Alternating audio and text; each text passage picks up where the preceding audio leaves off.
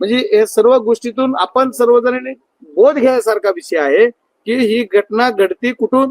पहिले 28 मे ला घडली, त्याच्यानंतर दुसरी 29/11 खंडणी मागितली आणि त्याच्यानंतर 6 डिसेंबरला हे तिथं गेले.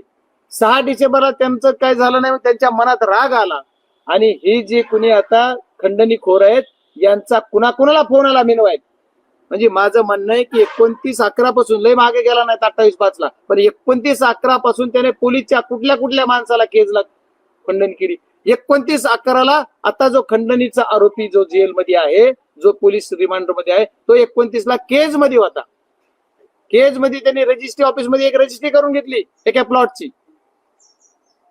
त्याला कायच कमी पडलं कुठवर केजला प्लॉटची रजिस्ट्री. त्याच्याबरोबर कोण कोण होतं 29/11 पासूनचे तरी सीडीआर काढा म्हणजे तुम्हाला सगळं कळलं. ही सर्वात महत्वाची गोष्ट आहे. 29/11 आणि 29/11 जर खंडणी मागितली होती, शिव्या दिल्या होत्या, काय त्यांचे काय काय झालं हे दिलं, तर मग 11-12 पर्यंत ही खंडणीचा गुन्हा जर दाखल झाला असता तर आमचा कदाचित संतोष अण्णा देशमुख यांचा खून झाला नसता, मर्डर झाला नसता.